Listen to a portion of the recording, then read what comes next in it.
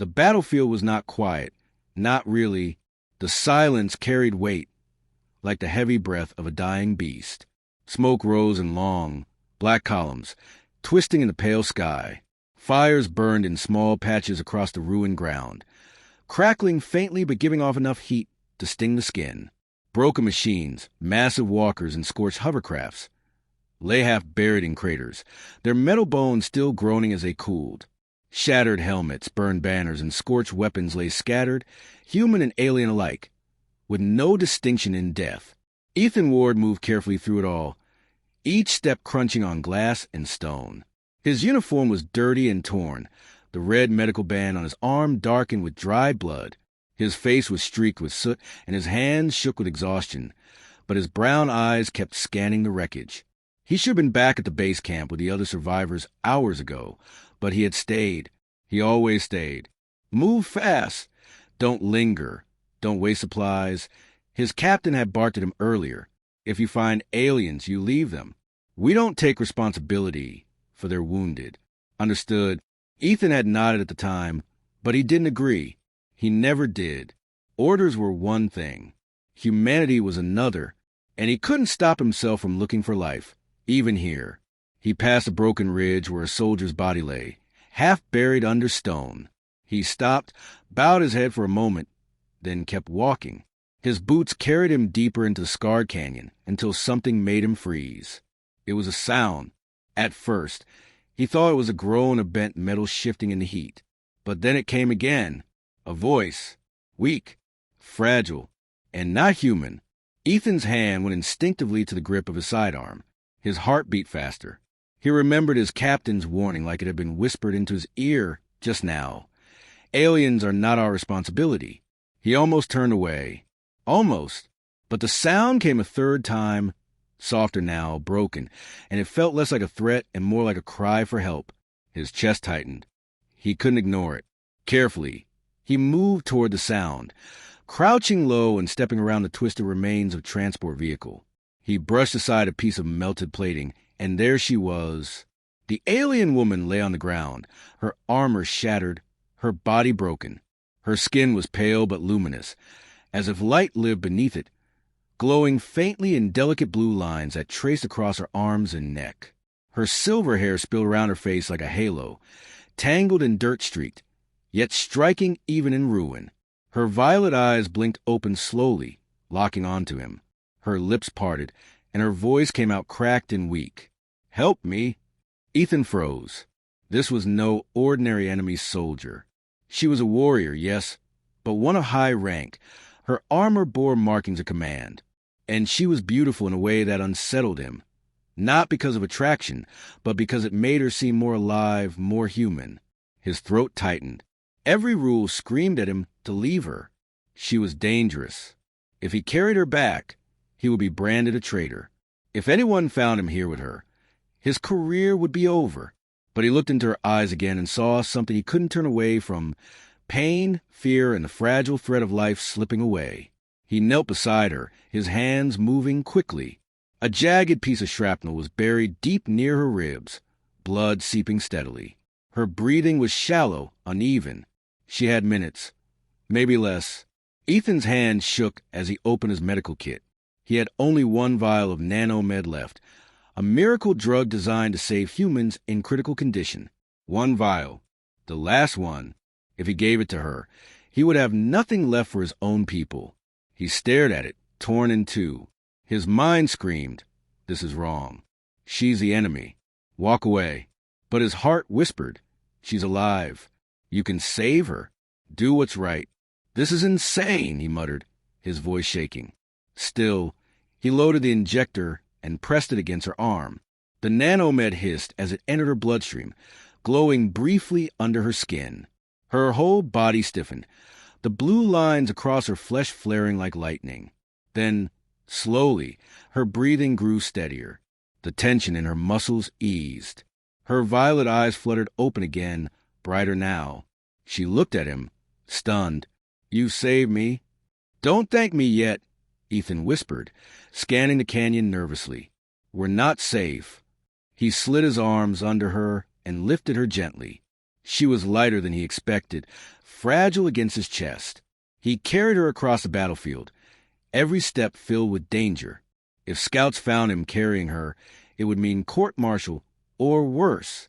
Finally, he spotted a shallow cave near the canyon's edge and ducked inside. The shadows wrapped around them, offering a fragile safety. Ethan set her down gently, leaning her against the cool stone wall. She breathed slowly but evenly now, her chest rising and falling with new strength. For a long moment, the cave was silent except for their breaths. Then, weakly, she lifted her trembling hand. From within her damaged armor, she pulled something small, a crystal, glowing softly like a star trapped in glass. She pressed it into his hand. "For you," she whispered. Ethan frowned, staring at the object. It pulsed gently, warm against his skin, as though it were alive. "What is this?" Her lips curved faintly, the ghost of a smile. "A gift? You'll understand later." Her voice faded, and she slipped into unconsciousness. The crystal continued to glow in Ethan's palm, sending a strange warmth up his arm. He sat there in silence, torn between fear and wonder. He had broken every rule, saved the enemy, and given away his last medicine. But as the alien woman breathed beside him, and the strange crystal pulsed in his hand, he knew one thing with absolute certainty. Whatever path he had just chosen, there was no turning back. And this was only the beginning. The cave was silent, except for the faint dripping of water in the distance. Ethan sat near the entrance, his back against the wall, watching the dying light of evening creep across the canyon. The battlefield outside was still, but the smell of smoke and blood clung to the air like a ghost. His eyes dropped to the small crystal resting in his palm. It pulsed faintly, as though it had its own heartbeat. Every so often, he turned it over, searching for cracks, engravings, anything to explain what it was. But it remained a mystery. He sighed and glanced at the alien woman.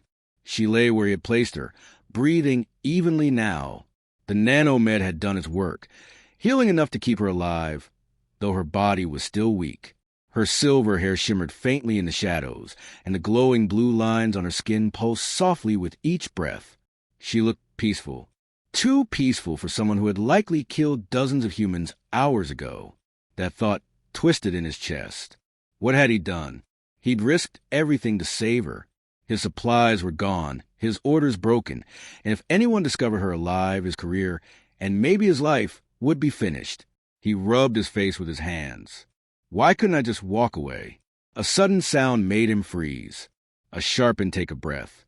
He turned quickly. Her violet eyes were open, and this time they were fully awake. For a moment, they just stared at each other, the silence between them heavy. Then, slowly, she tried to sit up, wincing in pain. Ethan moved closer, instinctively reaching out to steady her. "Easy," he said softly. "You're not healed yet." Her gaze locked onto him, wary but curious. Her voice was rough, but stronger than before. "You are human." Ethan nodded. "And you're lucky I didn't follow orders." She blinked, confusion flickering across her face. "Orders. Orders to leave you to die." His tone was blunt, maybe harsher than he intended. "You're the enemy." Her lips pressed together, and she looked away, her expression unreadable. "Yet you saved me." Ethan let out a bitter laugh. "Yeah, don't remind me." For a long moment, she said nothing. Then her eyes drifted to the crystal still clutched in his hand. A faint smile touched her lips, small but real. "You kept it." He held it up. "What is it?" Her gaze softened, almost reverent. "It is a heartstone, rare, sacred to my people." Ethan frowned. "Sacred?" She nodded weakly. "It carries memory, energy, bond." Her hand trembled as she lifted it slightly toward him. "I gave it to you because you chose mercy. That gift cannot be taken back." Ethan felt the weight of the words settle on him. A gift, not a weapon, not a token, something far deeper. He closed his fingers around it, feeling its warmth spread into his skin. "You don't even know me," he muttered. Her eyes met his again, steady despite her weakness. "You saved me. That is enough." Silence filled the cave again, but this time it felt different. Less like tension, more like something unspoken between them. Finally, Ethan cleared his throat. "What's your name?" She hesitated before answering. "Kaylin." "Ethan," he replied quietly. Kaylin studied him for a long moment, then said something that caught him off guard. "You're not like the others." He stiffened. "The others?" "The soldiers," she said softly. "They fight only with hate, but you fight with heart." Ethan looked away, unsure how to respond. He wasn't sure he wanted to hear that from someone who had likely killed his own people, and yet the sincerity in her voice was undeniable. Before he could speak again, Kaylin shifted, trying to rise. Pain flickered across her face, and she fell back against the wall. Ethan caught her shoulder quickly. "Don't," he said firmly. "You're not ready to move." Her lips tightened. "We cannot stay. My kind will return to search. So will yours, if they find us together." Her words trailed off, but the meaning was clear. Ethan's jaw tightened. She was right. This cave wouldn't keep them safe for long. His mind raced. If he left her here, she would die. If he brought her back to the human camp, she'd be executed. If he tried to return her to her people, they might kill him on sight. Every path was a trap. And yet, the crystal pulse in his hand, steady and warm, as if urging him forward. Kaylin's eyes softened as she looked at it. "The Heartstone will guide you. Trust it." He raised an eyebrow. "Guide me?" "It's a rock that glows." A faint laugh escaped her lips, though it quickly turned into a wince. "You will see." Ethan shook his head, muttering under his breath. "Great. Now I'm carrying around an alien magic rock." But even as he said it, he couldn't deny the strange calm it gave him, like a small flame in the middle of darkness. He met her eyes again. "All right, we move at dawn. But understand this. I don't know why I saved you, and I don't know where this ends. But I'm not letting you die." Her lips curved into the faintest smile. "Then we are bound, human." The word sent a chill through him, though he didn't understand why. Bound? By mercy? By the crystal? Or by something he hadn't yet seen? As night fell over the battlefield, Ethan realized one thing with clarity. Saving her had been the easy part. What came next would test everything he believed in. And the crystal pulsed again, as if it already knew. The first light of dawn crept across the jagged canyon, painting the rocks with pale gold. Ethan tightened the straps of his medic pack and glanced at Kaylin. She leaned heavily against the cave wall, her skin still pale, but her eyes sharp with determination. "You sure you can walk?" he asked. She straightened slowly, hiding the pain in her movements. "I can fight if needed." Ethan shook his head. "Let's hope it doesn't come to that." He adjusted his rifle, more for comfort than intent. He didn't want to use it. He was a healer, not a soldier, though war had never cared about that distinction. He stepped toward the cave's mouth and scanned the horizon. Smoke still lingered from yesterday's battle. No movement yet, but that didn't mean safety. Both sides would be searching for survivors. Kaylin limped forward, and he steadied her arm without thinking. For a brief moment, her eyes softened, almost surprised by the gesture. Then she looked away, pride keeping her from leaning on him too much. They moved carefully down the canyon slope, the silence between them heavy but not unfriendly. The only sound was the crunch of boots on stone and the distant cry of carrion birds circling above. An hour passed before Ethan spotted trouble. "Hold." He raised his hand. Kaylin froze beside him, her hand instinctively reaching for the blade strapped to her leg. Her eyes narrowed. "What is it?" He pointed toward a ridge ahead. 3 human soldiers. Scouts, by the look of their light armor and the way they checked the ground for tracks. His stomach tightened. If they found him with her, it would be over. Not just for Kaylin, but for him too. She leaned close and whispered, "We must run." Ethan shook his head. "No, they'll spot us if we move now." The scouts descended the ridge, moving closer. Ethan's mind raced. He could lie, say he was still looking for survivors. But if they saw Kaylin, no excuse would save them. The Heartstone in his pocket pulsed suddenly, stronger than before. Warmth spread through his chest, steadying his breath. He frowned, pulling it out. The glow was brighter now, faint but undeniable. Kaylin's eyes widened. It responds. Ethan looked at her sharply. To what? Her voice was low. To danger. To choice. The scouts were only 50 meters away now. One bent down, examining the dirt. His hand touched a faint footprint, Kaylin's. Ethan's heart pounded. They'll find us. Kaylin's jaw tightened. Leave me. You can still survive. He stared at her. The suggestion felt like a knife to the gut.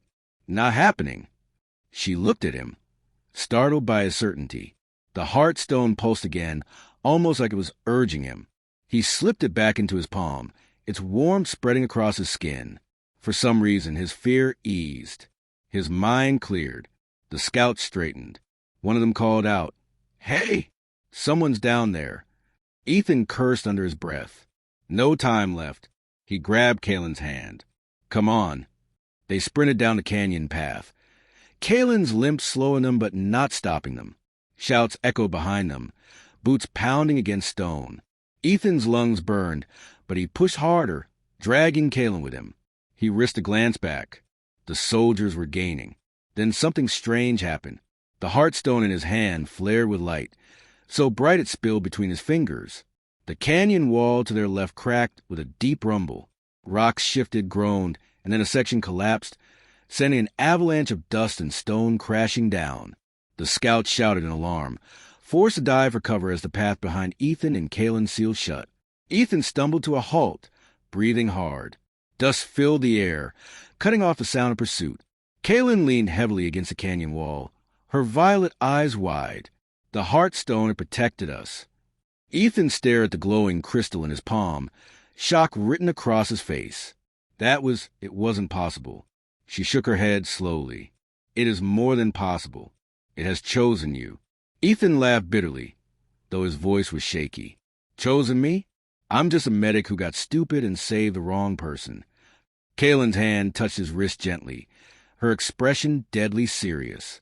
No, Ethan, you saved the right one. And now your path is tied to mine. He swallowed hard, staring at her and then back at the crystal. The warmth hadn't faded. If anything, it seemed stronger, like a second heartbeat in his chest. Silence stretched between them until Kaylin spoke again, her voice softer this time. The heartstone does not bond lightly. It means our fates are joined. Where one walks, the other must follow. Ethan felt the weight of her words sink deep into his bones. He looked out at the rising sun, the battlefield far behind them, and realized he had crossed a line that could never be undone. He had saved her life. He had defied his people. And now, with the heartstone binding them together, there was no going back. By midday, the canyon had grown too hot to travel. Ethan led Kaylin toward a shaded grove of twisted trees. Their roots knotted through cracks in the stone. The air here was cooler, carrying the scent of damp earth. He helped her sit against one of the trunks before dropping beside her, his chest still aching from their run. For a while, they said nothing. Both were too drained to speak. The silence was heavy but not hostile, broken only by the buzzing of insects and the distant call of birds. Ethan finally pulled the heartstone from his pocket. It still glowed faintly, though calmer now. He turned it over in his hand, its warmth steady against the skin. I don't understand, he muttered. How does a rock cause a landslide? Kaylin's violet eyes followed the crystal. Her voice was quiet but firm. It is not a rock. It is a living memory. It listens. It answers. Ethan frowned. That sounds like superstition. She shook her head. Not superstition. My people believe the heartstones carry the essence of those who came before. Warriors, leaders, healers. Their strength flows through the bond it chooses. He looked at her, skeptical. And you just gave me one? Something sacred? Her lips curved into a faint, weary smile. I gave it to the one who saved me, to the one who risked everything. That is our law. Ethan ran a hand over his face. You make it sound like I've signed some contract without knowing it. Kaylin's gaze didn't waver. You did. His chest tightened. The words echoed with a weight he didn't want to accept. He was a medic, not a chosen warrior, not some legend. He had saved a life, one life, because it was the right thing to do. But now, that choice had become a chain. Before he could argue further, the sharp crack of branches snapped through the grove. Ethan froze. Kaylin's hand went instantly to her blade. Her eyes narrowed, sharp and alert despite her exhaustion. Ethan crouched low, rifle raised. His heart pounded as shadows moved between the trees. 3 figures emerged, armed, armored, and alien. Not Kaylin's kind, nor human. These creatures were bulkier, their skin a dull gray with ridges across their foreheads. They carried jagged weapons that looked grown from bone. Kaylin's expression hardened. "Hunters," she whispered. Ethan shot her a glance. "Hunters. They track the wounded. Feed on what remains." Her voice was tight with disgust. The largest of the hunters snarled when it saw them, baring sharp teeth. Its weapon lifted, pointing straight at Kaylin. Ethan's finger hovered over his rifle trigger. His training screamed at him to shoot first, but his hands trembled. He wasn't a soldier. He had patched wounds, not caused them. Kaylin struggled to rise, her blade ready though her legs shook. "We fight," she said firmly. Ethan's mind spun. If he fought, he might kill. If he hesitated, Kaylin would die. His stomach twisted in fear. The heartstone flared suddenly in his pocket, glowing brighter than before. Heat spread through his chest, pushing away the panic. His vision sharpened. His hand steadied. The hunters charged. Ethan fired. The first blast struck the lead creature square in the chest, dropping it with a guttural scream. The recoil nearly knocked him back, but he held firm, firing again. Kaylin moved with surprising speed despite her injuries, her blade flashing as she caught one hunter across the arm. The creature roared, stumbling back. The third lunged at Ethan, claws raised. He raised his rifle, but it jammed with a hollow click. His heart seized. The hunter was almost on him when the heartstone in his pocket blazed with light. A force pulsed outward, invisible but powerful, throwing the creature back against a tree with a sickening crack. Ethan stumbled, stunned. "What the—" Kaylin finished the second hunter with a clean strike, then turned to the last, who lay broken but still alive. Her blade hovered at its throat. Ethan's breath came fast, his heart hammering. The glowing crystal still pulsed in his hand, like it had saved him on instinct. Kaylin's voice was cold as steel. "We should kill it." Ethan stared at the wounded creature, writhing weakly in the dirt. His instincts screamed otherwise. He was a medic.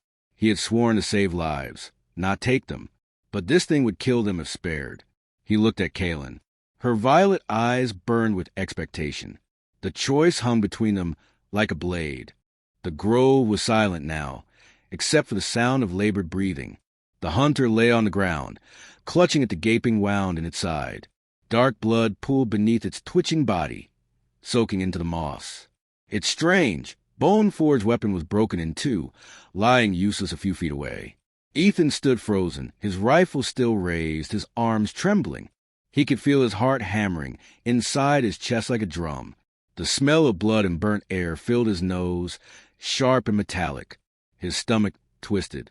Kaylin stood over the fallen hunter like a shadow. Her blade gleamed cold in the dim light. She moved with no hesitation, no fear, only the steady certainty of a warrior. Her voice was low but sharp, carrying no doubt. "We end it now, before it rises again." Ethan swallowed hard. His finger hovered near the trigger. The hunter's eyes burned with fury, but beneath that rage he also saw something else. Pain, fear, the desperate would cling to life. It struck him unexpectedly. This thing, this monster that had been hunting them, was still a living being. His thoughts raced. If I kill it, we're safe. If I spare it, it may bring others. But if I pull the trigger, I'll never be able to take it back. He thought of the oath he had repeated when he first became a medic. First, do no harm. He had spent his life closing wounds, stopping bleeding, saving those who were slipping away. Killing was not in him. It never had been. But Kaylin's voice cut through his thoughts like a blade. "Ethan, decide." Her eyes narrowed, her stance tense, waiting. She was ready to strike the killing blow if he hesitated too long. Ethan's throat tightened. Slowly, painfully, he lowered his rifle, His voice cracked when he spoke, but the words came clear. No, we leave it. Kalen's eyes widened slightly, then narrowed into disbelief. You would risk us both? For this creature? He shook his head, his chest heaving. I can't. I'm not an executioner. If I kill it, I lose myself. For a long, heavy moment, Kalen stared at him as though she didn't recognize him. Then, with a frustrated hiss, she turned her blade away and stepped back. The hunter groaned weakly, clawing at the dirt. Its breaths were shallow, so shallow Ethan knew it wouldn't last long. He doubted it would even see another sunrise. Still, the weight of his decision pressed down on him. Kalen spoke at last, her tone sharp but quieter. Mercy will kill you one day. Ethan exhaled slowly, his hands still trembling. Maybe, but if I throw away who I am, then I'm already dead. The words seemed to linger in the air between them. Neither spoke as they gathered a few salvageable supplies and continued deeper into the grove. Hours later, they stumbled upon the remains of an old outpost. Half of its walls had collapsed under vines and moss, and the metal beams were rusting under alien rain. The once bright lights were dark, but it offered shelter. Ethan guided Kalen inside and helped her lower herself onto a cracked bench. She grimaced but didn't complain. He checked her injuries again. To his surprise, the wounds were closing faster than they should have. Her skin was knitting together, as if time itself had accelerated. He looked down at the glowing heartstone in his palm. Its light pulsed slowly, steady and warm. This thing, he muttered, it's helping you heal. Kalen's eyes flicked toward it. Her voice was softer now, calmer. Not just me. You too. Ethan frowned. Me? How? She tilted her head, studying him. The heartstone does not just heal. It binds. It shares. Already, its power flows through you. Ethan felt a chill. He hadn't noticed it before, but now that she said it, he realized he did feel different. His fatigue was lighter. His aching muscles soothed faster than they should have. Why me? He asked quietly. Why would it choose a human? Kalen's expression was unreadable. Perhaps because you're not like the others. My people believe the Heartstones choose those who can change fate, not only warriors, but those who hold balance, those who carry compassion and strength. Ethan gave a bitter laugh. Fate? I didn't ask for this. I just wanted to save a life. Her golden eyes stayed fixed on him. And sometimes, saving one life changes everything. Her certainty unsettled him. He wanted to argue, but the steady pulse of the Heartstone in his hand silenced him. That night, the ruined outpost was quiet. The stars burned bright through a broken section of roof.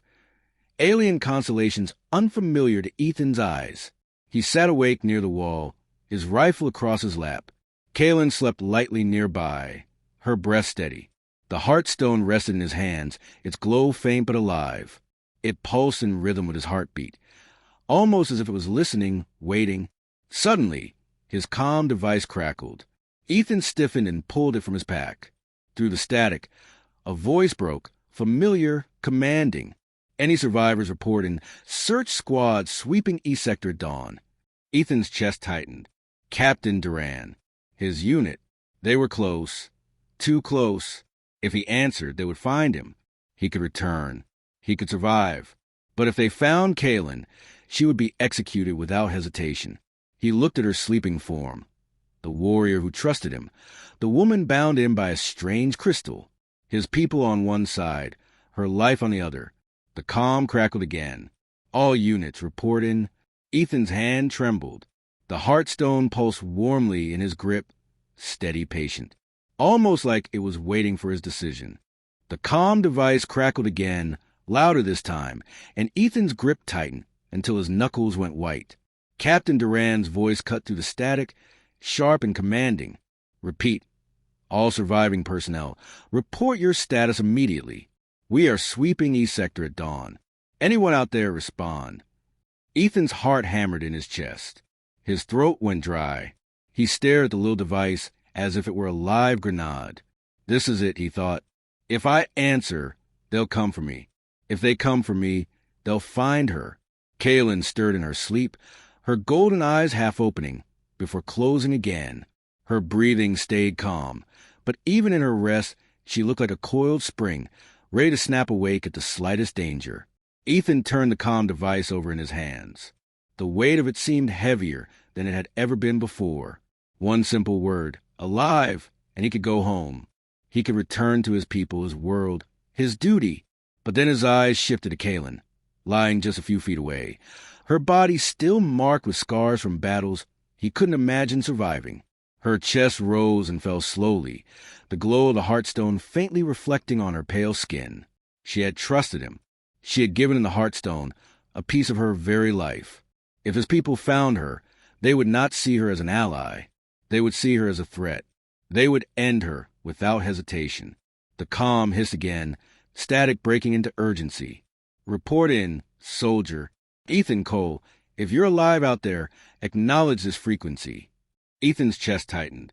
They knew he was still out there. His commander was calling him by name. He could almost picture Duran's face, stern and unforgiving, waiting for a reply. He closed his eyes and felt the steady pulse of the Heartstone in his palm. Its warmth spread up his arm, into his chest. It felt almost alive, as if it understood his fear, his conflict. When he opened his eyes, Kaylin was watching him. She hadn't been asleep, after all. "You are torn," she said quietly, her voice steady in the dark. Ethan flinched. "How long have you?" "Long enough." Her eyes glowed faintly in the starlight, unreadable. "Your people call you back. You want to answer, but you fear what will happen if you do." He nodded slowly, unable to deny it. "If they find you, they'll kill you.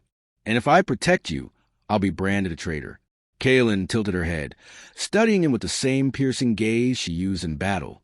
But there was no judgment in her eyes, only curiosity. "And what does your heart say, healer?" she asked. Ethan let out a shaky breath. "My heart says, I can't let them hurt you. Not after everything. Not after what you've given me." Kaylin was silent for a moment. Then she shifted, leaning forward slightly despite the ache in her body. "You speak of choice as if it is weakness, but choice is power. On my world, warriors are bound by honor, by clan, by blood, but rarely do they choose. You, Ethan Cole, choose with every step you take." Her words sank into him like stones into water, sending ripples through his thoughts. He had always seen himself as small, just one medic in a war too big for him to change. Yet here she was, telling him his choice mattered. The comm device hissed again, impatient. "Cole, respond. Do you copy?" Ethan's hand trembled. He looked at Kaylin. Then at the comm his whole body felt caught between two worlds, the world of duty and command, and the world of trust, and something far deeper, something he didn't even have words for yet. Finally, with a sharp inhale, Ethan switched the comm off. The static died into silence. His shoulders sagged, the weight of his decision crashing down on him. Kaylin's eyes narrowed slightly, but her tone softened. "You chose." He nodded, his voice hoarse. "Yeah, I chose." The night stretched on, heavy with unspoken thoughts. Neither spoke much after that, but something had shifted between them. The silence wasn't cold. It was heavy, charged with the weight of his decision. In the morning, Kaylin moved with more strength than before. The Heartstone's glow was stronger now, pulsing in rhythm with her steps. Ethan noticed his own fatigue had almost vanished, his cuts and bruises nearly gone. They scavenged what they could from the outpost and pressed onward, but Ethan's mind was restless. Every shadow felt sharper now, every sound louder. He knew his unit would be searching. He had just made himself a fugitive. As they walked, Kaylin spoke suddenly. "You abandoned your commander. Your people will not forgive that easily." Ethan grimaced. "I know. Then why give up everything for me?" He stopped, turning to face her. His words came slowly, carefully. "Because when I saved you, I didn't just save you. You saved me too. You reminded me who I am." For a moment, Kaylin said nothing. Then she reached out and placed her hand lightly on his shoulder. It was the first time she had touched him without urgency, without battle, without pain. "You are more warrior than you believe," she said softly. Her touch lingered for a second before she pulled back. By midday, they reached the edge of the grove, where the land opened into jagged cliffs overlooking a storm-racked valley.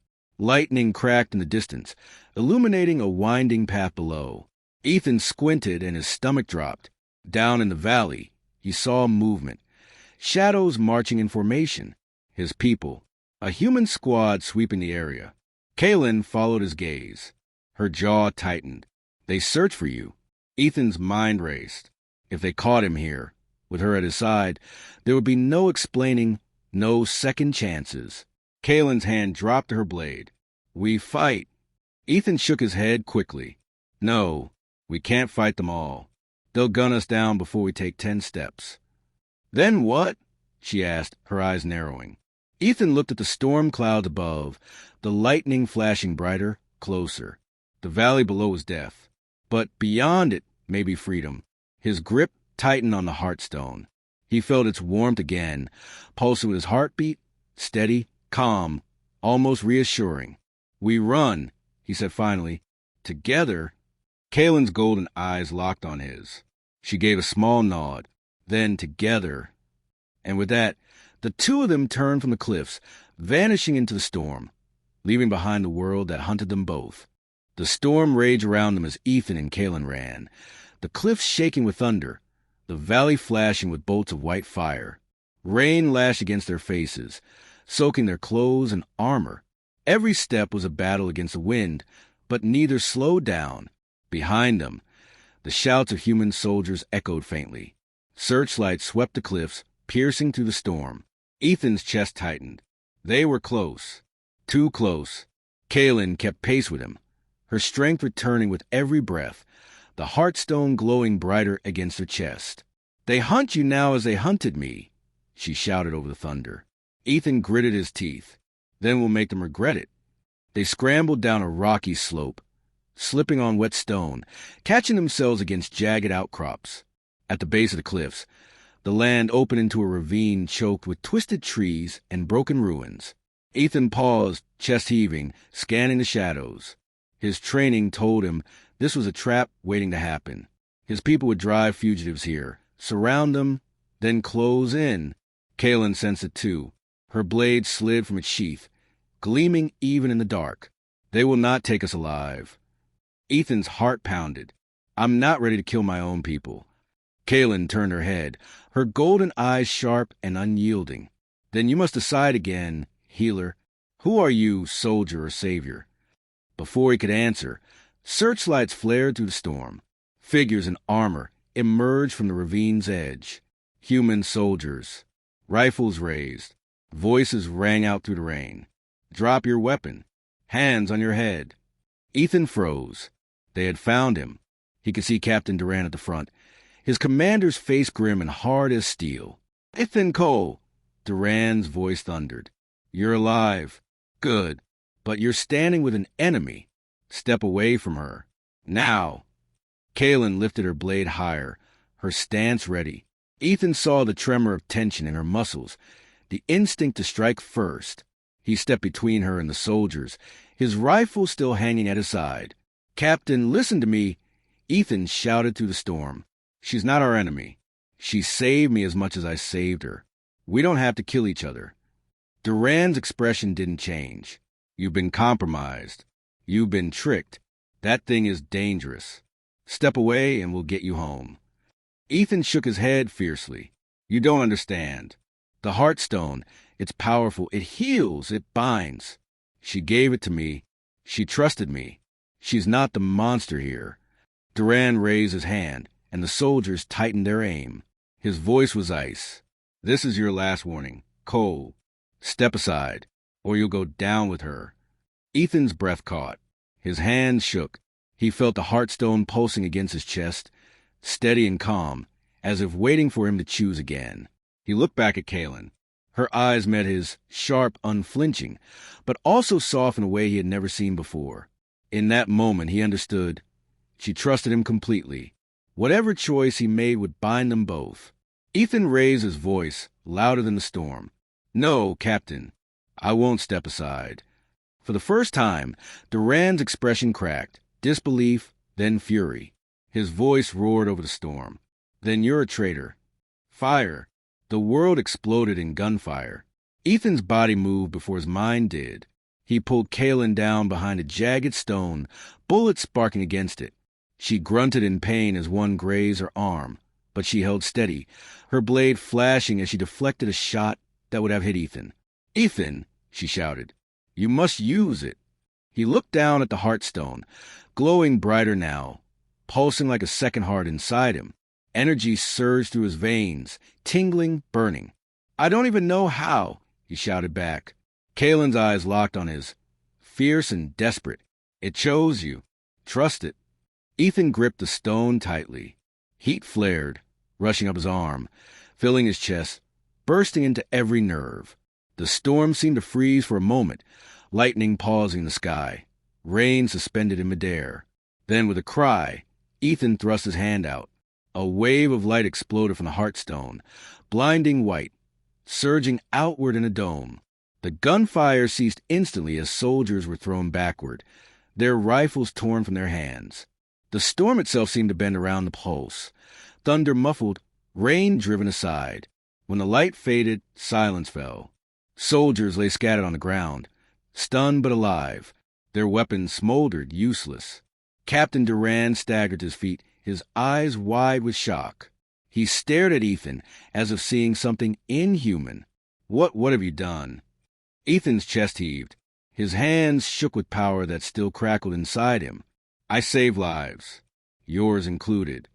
Kaelin rose beside him, her blade lowered now, her gaze fixed on him with something more than respect, something like awe. The heartstone's glow dimmed to a steady pulse, calmer now, as if satisfied. Durand's voice came again, hoarse, trembling with anger. "You've doomed us, Cole. You don't know what you're playing with. That thing." Ethan cut him off, his voice strong, steady for the first time. "No, Captain.